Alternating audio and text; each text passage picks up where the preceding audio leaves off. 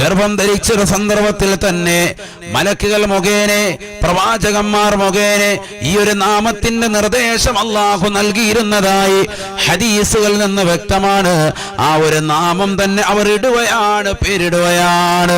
മുഹമ്മദ് സ്തുതിക്കപ്പെട്ടവൻ എന്നർത്ഥം വരുന്നതാകുന്ന നാമമാണ് ഹബീബായ റസൂലുള്ളാഹി സ്വല്ലല്ലാഹു അലൈഹി വസല്ലമ തങ്ങൾക്ക് നാം നാമനിർദ്ദേശം ചെയ്തത് എന്ന് അബ്ദുൽ മുത്തലിബ് എന്ന വല്യാപ്പ സമൂഹത്തോട് പറഞ്ഞപ്പോ ഫഖാലൂ ഖദ് റഗിബ്ത അൻ സമാഇ ആബായിക്, നിങ്ങളുടെ പൂർവ്വസൂരികളാകുന്ന വ്യക്തിത്വങ്ങൾ പാലിച്ചു പോന്നിരുന്നതാകുന്ന പേരുകൾ എന്തേ നിങ്ങളൊന്ന് ചുവട് മാറ്റിയത്? ആ പേരുകളിടാതെ ഒരു പുതിയ പേര് നിങ്ങൾ എന്തിനാണ് കൊണ്ടുവന്നത്? ഒരാൾക്ക് ഇങ്ങനെ ഒരു പേരില്ലല്ലോ. നിങ്ങൾ ഹാരിസ്, അബ്ദുൽ മുത്തലിബ്, അബ്ദുള്ള എന്നൊക്കെ ഇടുക. പിന്നെന്താ ഇങ്ങനെ ഒരു പേര് മുഹമ്മദ്? അതിനർത്ഥം എന്താ? സ്തുതിക്കപ്പെടുന്നവൻ എന്നാണ്.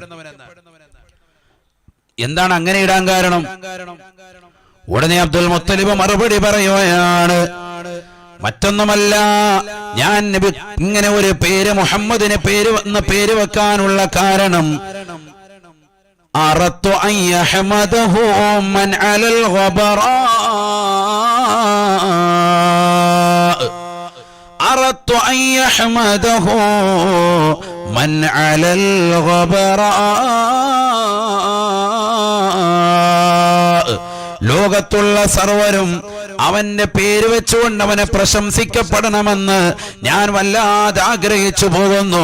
അതുകൊണ്ട് തന്നെയാണ് ഈ പേര് വെച്ചത് എന്ന് അബ്ദുൽ മുത്തലിബ് ലോകത്തോട് വിളിച്ചു പറഞ്ഞു എന്ന് ഹദീസിന്റെ ഗ്രന്ഥങ്ങളിൽ സുവ്യക്തമാണ്.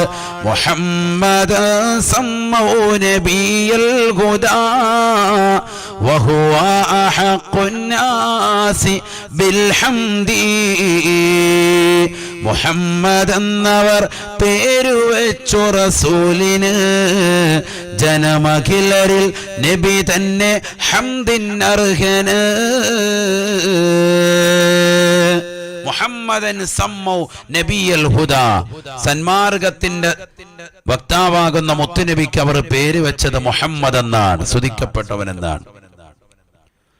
വഹുവ അഹഖുൻ നാസി ബിൽ ഹംദി, ജനങ്ങൾ വെച്ച് ഏറ്റവും സ്തുതിക്കപ്പെടാൻ ബന്ധപ്പെട്ടതും ആര് തന്നെയാണ്? നബി സല്ലല്ലാഹു അലൈഹി വസല്ലമ തങ്ങളാണ്. ഇമാം സൈനുദ്ദീൻ മഖ്ദൂം റളിയല്ലാഹു അൻഹു നമുക്ക് മൻഖൂസ് മൗലിദിലൂടെ പാടി പഠിപ്പിക്കുകയാണ്. അല്ലാഹു മനസ്സിലാക്കാൻ തൗഫീഖ് നൽകട്ടെ.